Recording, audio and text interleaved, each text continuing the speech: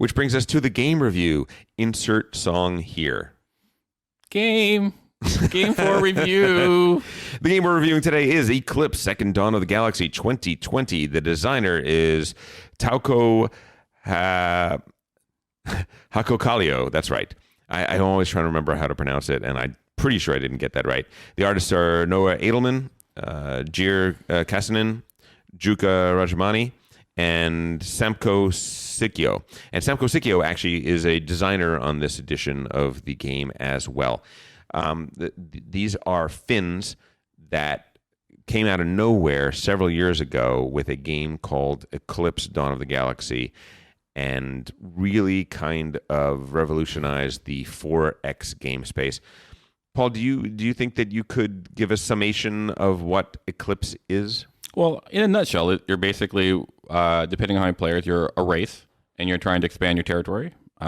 You go and do that with various technologies and exploration actions, and invariably what will happen is you'll bump into another player, and invariably you'll fight. And we know where these players are. We can see them exactly on the map, and we're putting hexes down. We just don't know what those hexes are going to be. They're unexplored space. Exactly. And, but more importantly, you're going to wind up basically fighting over certain spaces. Yeah. Each race has 4 types of ships, and those ships are upgradable. Exactly. And a lot of the game is basically upgrading your ships, trying to find the best technologies that are out there, because they're the narrative is great. There's there was an ancient empire, and if you go exploring, you'll find some ancient technology, or a whole bunch of money, or blah blah blah. It has a real great narrative about it, and ultimately it's 4X. So you just kind of shall I read a little bit about Second Dawn? The galaxy has been peaceful for many years. After the ruthless Terran hegemony war, much effort has been employed by all major spacefaring races to prevent the terrifying effects from repeating themselves. The Galactic Council was formed to enforce the precious peace, and it has taken many courageous efforts to prevent the escalation of malicious acts. Nevertheless, tension and discord are growing among the 7 major species and the Council itself. Old alliances are shattering, and hasty diplomatic treaties are made in secrecy. A confrontation of the superpowers seems inevitable. Only the outcome of the Galactic Council conflict remains to be seen. Which faction will emerge victorious and lead the galaxy under its rule? Dun dun dun. Dun dun dun.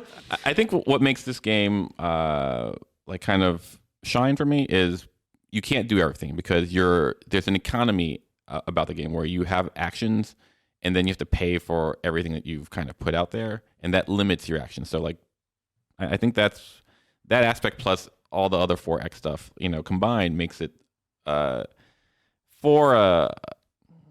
boils down to, and this is a gross reduction, like a dice chucker game. It's really rewarding. I mean, listen, to some people, this might not seem like much of a dice chucker. Yeah. To our gaming group, to the Euro players, this is, oh my goodness, it's crazy. It's a total... I think what it allows that we really liked is that it allows a certain amount of fun to really get into the game. Like base Eclipse. When we first played this, I remember it burned into my brain. We were playing at a charity event, and none of us we've discussed this on the pod before. Oh yeah, but it bears to be repeated. We're at a charity event. I don't think any of us played the game. I think we read the rules, but I don't think we've played it. We broke it out. It was it was a second play. Okay, it was 8 p.m. and we're playing, and 3 hours in, the next thing I know, Tom is just screaming at Dimitri, "You're gonna let him win, you!" at this charity event, and Dimitri's going "What's happening? Why is he yelling at me? I don't know what's happening." And he wins. Dimitri wins by doing the action that Tom. It was great. It was great. It was so brutal. Good. One of Tom's highlights in my eyes. I don't have many of those, but I love that everyone brings up the one or two that I have. No, this is it's character. Yeah, really. been playing games for like 15 years with right. you, You got five. and you have like 3 events. And they're all at the Dimitri.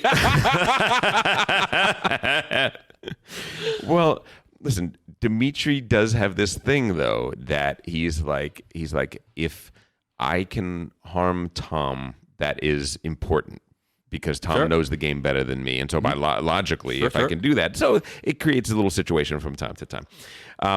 This is a 4X game.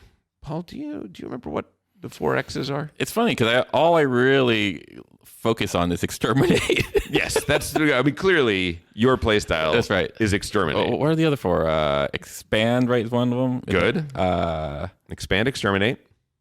Yeah, that's the Explore, and exploit. Exploit. That's the one that I always get. Exploit. Those are the 4. So you are going to have, here are the actions of the game. When it's your turn, you can explore, which means you're going to take a face down tile.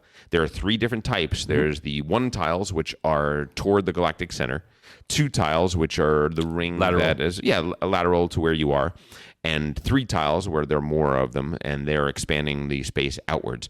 You flip over that tile, and you get what you get. You don't get upset. That's right. You can reject a tile. You can say, nope, I didn't find that galaxy because that galaxy is horrible. But that's not galaxy. That system is bad. That's the first thing you can do. Second thing you can do is research. Each round of the game, at the start of the game in the 6-player game, by the way, this plays 2 to 6 players, and it sings at 6. It really does. So if you get a larger group of people together, play this. Yeah. It's not bad. You can do it in 4 or 5 hours. Which sounds like a lot to some people, but compare it to the other space. Compare it to Twilight Imperium. That's incredibly short. Yeah. Second thing is research. So 20 research tiles randomly pulled out of a bag. And these are just technologies that will upgrade your abilities. Yes, they will help you do things. They could improve your income. They could let you settle planets that you couldn't otherwise settle. They can give you new, bright, shiny ship parts that you can then put on your ship. Like better lasers, better targeting. Which brings us to the upgrade action. The upgrade action means which based on the technology that you have, you can grab pieces and you can customize your ships. Your interceptors have 4 spaces all total to put components on.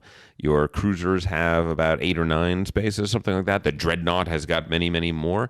And you can make that ship really sing the way you want to. Trick it out. In this last game, for instance, Trey found an alien technology that gave him that gave his interceptors the ability to fire 3 missiles for no energy cost whatsoever. And missiles happen before everything else happens in the round. So you fire the missiles, and you could destroy your enemy if you have enough of those. And he happened to be playing a power. We'll talk about the different races, but he played a power that their special power is that everything is cheaper for them, so they can build lots and lots of interceptors. And sure enough, he was building lots and lots of interceptors, going out, rolling 12, 16 dice, destroying things and destroying people before they even had a chance to respond.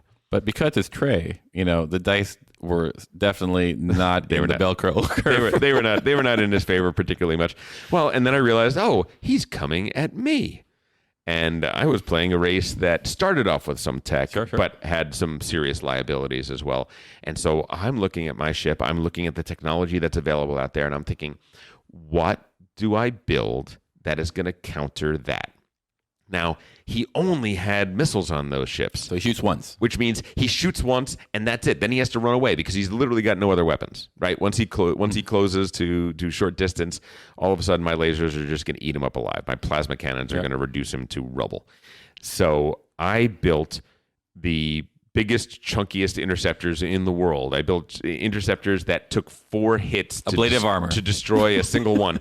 They couldn't hit the broadside of a barn, but they didn't need to, because if I could sustain the initial attack, I win. And sure enough, it was really interesting. And then, Paul, you had a different strategy. You had a unit that only hit on a 6, but they did 4 points of damage if they did. That's what your interceptors were. Basically, I was going for the haymakers. Yes. And they weren't accurate, but boy, when they hit, it was over. And And so I had to do a slightly different build for you versus your ships. And so there really is there's a very, very well thought out interplay of all the components. There's not a bad component in the game. Every component that you add to the ship, if you can figure out how to utilize it, it can create a real strong advantage. I will say the drives that give extra movement, those are probably the hardest to implement well, but the right strategy, they can do amazing things. And race. Like there's a race, like humans can move 3 ships, and so I think with that they wind up being great attack swarming aspects, whereas all the other races can move 2, which is like really in the weeds, but it's ultimately like, everything has its purpose. Yeah, so let's get to build. It allows you to build ships. You can build ships in any territory that you control. Next is move. Move is just moving your ships around. And last but not least is influence. An influence action is where you can get those discs back. We got to describe the discs. So let's talk about that.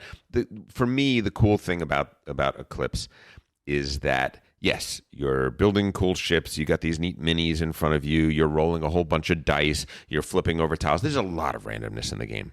There's randomness in terms of the discovery tiles on the tiles you flip. There's randomness in the tiles that you flip. There's randomness in the technology tiles that are drawn each round.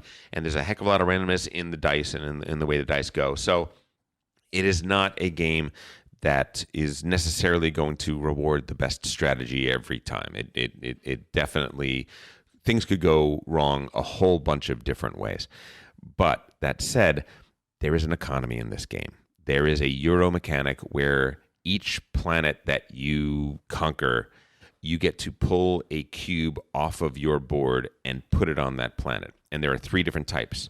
There's materials, which are the brown ones. There's technology, which are the pink ones. And there's economy, which are the orange ones. And for each cube you pull off, if you think about Hansa Teutonica or games like that, sure. You are improving your economy in that way. If I've pulled off 4 materials cubes, I now produce 8 or 10 materials each and every round, which means I'm going to be able to build more ships, more attack craft, more things like that. The most interesting one, though, is the economy. So the money. Correct. So more materials just means I get to build more things. More technology means I get to buy more technology tiles. But more economy means that I generate more money, which I'm going to need because I have these little discs. Your action discs. They're action discs. And every time I take an action, if I take an explorer, I have to move one of those discs from the line of discs and move it over to the explorer. And when I do that, it uncovers a number. It's 0, 0, 1, 2, 3, 5, 7, 10, so on and so forth. Whatever the last uncovered one is, that's how much money my empire owns. So the amount of actions I'm able to take in a given round is severely limited by the amount of money I can spend. I can run out of money and not be able to take more than 2 or 3 actions this round. And it becomes even worse because you also need to put those discs on the solar systems that you capture. That's exactly what I was going to say. Like the rub is basically you're also using your action discs to claim systems. So even by claiming a system, it's going to cost you even more, which thematically kind of makes sense. But like that mechanism makes it so that it's tempered. The game is tempered without sacrificing any of the intricacies. In fact, it adds. Very much so. Yeah, I totally agree. I think it's a really cool way to add a Euro element to this game that for me makes it shine. It does have a lot to think about, a lot of strategy to build towards. It's, do I really claim this world that only has one? It's only going to improve my economy or my materials by 1, and I'm going to spend a disc to do it. That's painful. But if I don't do that, if I don't claim a territory, I can't build out from that territory. So you have to. So there's a lot of logistics going on in the game that are quite interesting. Let's talk about the races. Because I think they're really cool. Every race has 2 sides. One is the human side, so you could play an all-human game, which we've never actually done. We've talked about doing it. Yeah, it's gonna. I think it'd be more like a war game that way because everyone will have the same powers, and more importantly, like the movement will be much more of a factor. Complicated, yes. Yeah. It'd become a flanking game Sure, yeah. to some degree, which is cool. So the aliens, like there are the Orions. They're the brutes of the galaxy. They start off with a cruiser. They wind which is a medium level ship, and they attack better. Yeah, their ships have more initiative, so they're more likely to fire first, Sure. which is always nice. Next, I will say that is the Hydrons. The Hydrons are the tech people. They start off pretty weak and pretty vulnerable, but they start off with a lot of tech. They start off with the ability to populate worlds, tech worlds that are normally non-populable in the early game. And so if they can get that tech engine going up, you can score a lot of points in the game by building enough tech to get to the end of each track. There are 3 tech tracks, and if you fill them up, that's the 15 points. That's maybe half the points that you need to win an entire game. Yeah, they're the ramping race. So basically, you give them enough time, they'll do very well. Okay. But they require that. They're machinima. Is that how you pronounce it? So something like that. Yeah, like they're the Borg. Basically, they have a discount on building, so they can just build stuff. They can crank stuff out real quick. And when they build 3 things instead of 2 things. When they upgrade 3 things instead of 2 things. So they're a swarming, churning force to be reckoned with. Planta is a very interesting one. Planta, their deal is when they explore, they get to explore 2 tiles and not just 1. So boom, they're just expanding their empire very, very fast. But they're plants, so they're actually very fragile as well. If you attack a plant world and you capture it, normally when you attack any other player, you have to then subdue the planets. So every cube that is on a planet, you're going to have one chance to bombard the surface of the planet and take that over. And until you've removed every cube from that place, that world, that system is not yours yet. Well, Planta, the moment you come in there, you just spray raid and you just spray Agent Orange, come on. Roundup. You spray a little Roundup. Yeah, raid wasn't right. Yeah. You spray a little Roundup, and they're all dead. So you immediately can convert and take over their planets, which is interesting. And then there are what you call it? Descendants? Descendants of Malfoy. I mean Draco. They are basically, like I said before, there's like a narrative like an ancient race was here before. These are kind of like their descendants.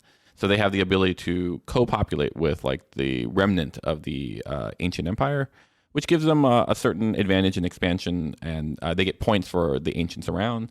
They are a finesse team.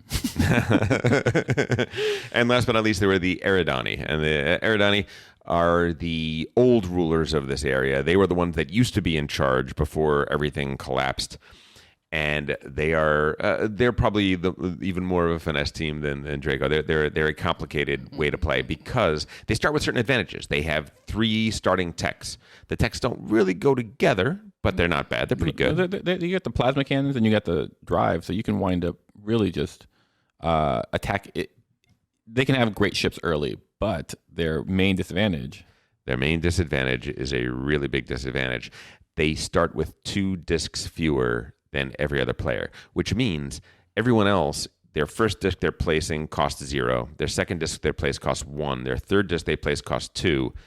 My first disc costs 2. My second costs 5. And very, very quickly, it's super expensive to do anything. And then to capture territory, it's even more expensive. Now, to offset that, I start off with, as the Eridani, I start off with like 26, 24, like 5 26, times the amount of money. 26 or 24 money. But as most Eridani players find out, by round 2, all of that is gone. All of that is gone, and now you are just cash-strapped. To win as the Eridani, you have to find a way to buy the techs that get you more discs. And even more importantly, you have to be able to create an empire where you focus on capturing only high-value worlds. You cannot afford to put a disc down on a world that is only worth 1 or 2 victory points. You got to get the big stuff. Yeah. And there's a galactic center, by the way, where there's a huge Death Star type thing.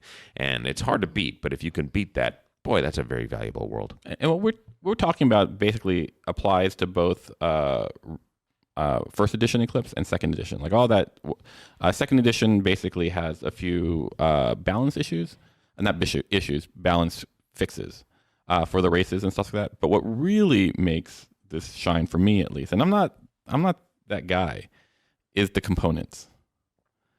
It's gorgeous. The first edition, the tiles were great. The player mats were great. A lot of things looked really, really good.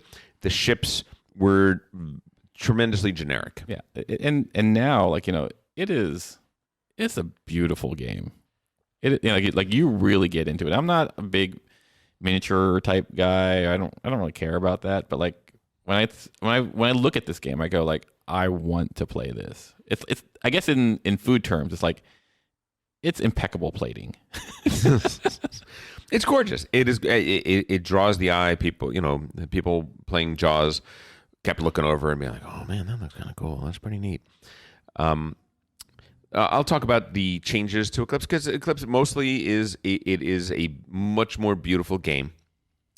It has one of the best organization systems I've ever seen. Because this is a game, it's a table hog, it's got tons of chits of all different kinds, and now everything is organized.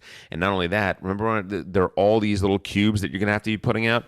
Now the cubes have these little holders, so you're not going to bump it and destroy your economy and not realize how to put everything back again. It's great for that reason as well. But also, it is a balance change. It is one of these things where people have played it over the years and they've said, Hydra seems to win a lot, and very few people can figure out how to get the Eridani to win. So let's balance that. Orion is very, very strong, and somebody else, and Draco is a little weaker than average. Still are. Well. We'll see. Yeah. We're 2 plays into the new balance. Sure. Missiles are overpowered, right? Computers are overpowered, right? Everybody always buys that, and everybody always buys that. They have been changed. So far, so good. I think they've done a really great job of it. From the 2 plays, I'm no longer looking at. And listen, it's early yet. There's going to be a groupthink that is going to happen, sure. and people will find new exploits, I'm sure. But for right now, I think they've done a really good job of balancing the players, balancing the races, and balancing the techs so that on any given round, the perfect tech for me is A, B, C, D, E, F, G instead of, well, clearly you're going to take A or B. And actually, like, I should also say that like Eclipse Prime or First Edition had a bunch of expansions that add new races and new tech. In Second Edition, what you find is like they took some of those elements, whether it be like wormholes or like those other techs, and they've incorporated it in a fairly seamless way. And I think that it really enriches the experience. Agreed, 100%. So, thumbs up. What do you think? It's a caveated thumbs up. Sure. Yeah, I will always play this game. I'm probably the only one in our group who will always. I think Dimitri likes this game. For as far as the 4X game, but I'm looking for Dude, I would play it almost any time. Yeah, like it's one of those things. But like, you are not playing to. Like, if you're playing to win, you're missing the point of this game. Like you have to be playing for fun. Like you're looking for the fun. You're looking for the wrestle, the interaction. We were screaming last night. Yeah, we were screaming at this roll or that roll or, oh my God, Paul just invaded the center. Tom's only got 1 cruiser there. Oh my God! Oh, here it goes! It's happening! It's happening! There are times like both games, like on Sunday, Tom takes the center, and for whatever reason, I'm going in and I'm killing him. I can't kill his system because I never have neutron bombs. Yeah. Well, let's see. On that game, that was when you said, "Oh, I'm not going to do that." That's right. Oh yes, but like I as I said, like I will stab you in the back. I didn't have, and it wasn't contractual. We didn't have an alliance. Well, I mean, not an official. Well, we should actually mention that real quick. Yeah. There are ambassadors in the game, which are interesting. You can, if you have a space lane that connects 2 places, there are these wormholes. So every tile does not directly connect to every tile that it touches. There has to be a complete wormhole between the 2, and then they connect, which is a very interesting spatial puzzle. If you connect, a person can propose an alliance. Yes. And if we form an alliance, I hand you one of my ambassadors. You hand me one of your ambassadors. It takes up a space, but it's worth a victory point. And not only that, it has a space for a cube. So there is a exchange of ideas or whatever.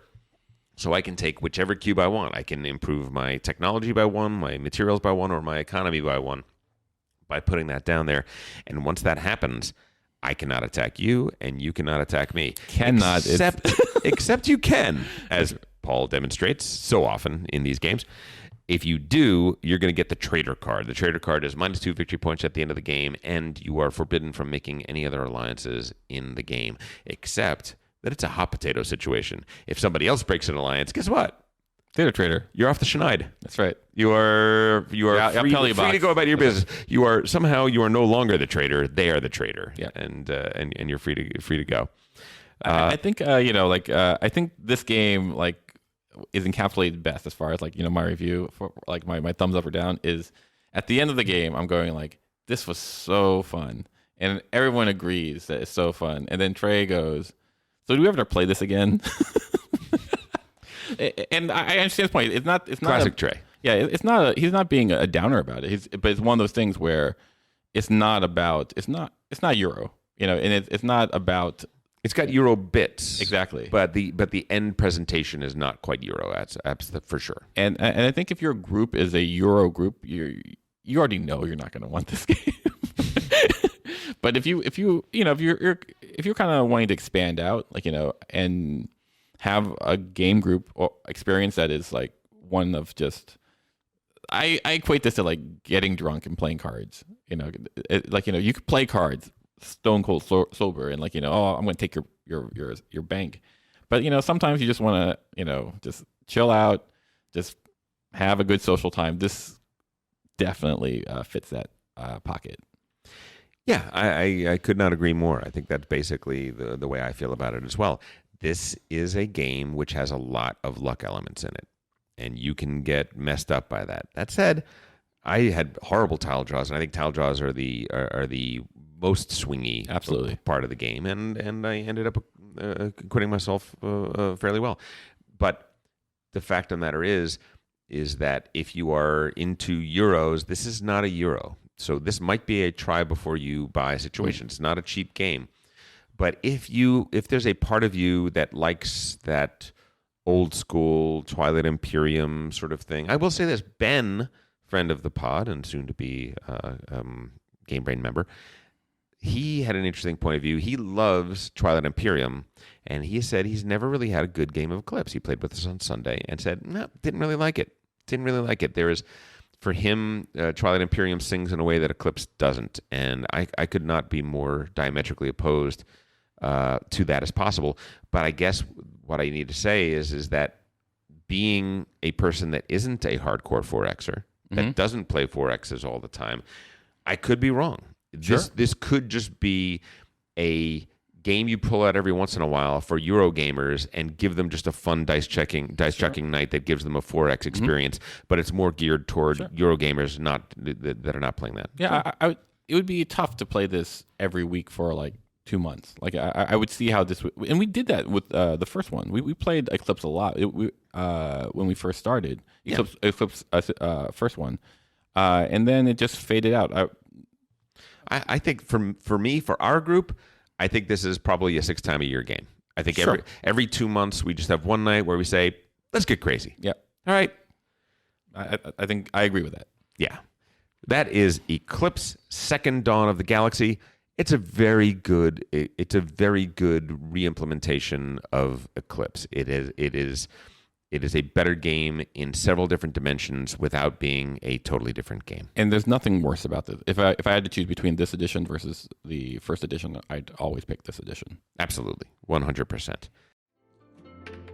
Hey, if you enjoyed that video, you very well might enjoy the other videos you now see being suggested to you on screen. Also, we'd greatly appreciate it if you could like, share, or subscribe to our Game Brain channel. Thanks so much.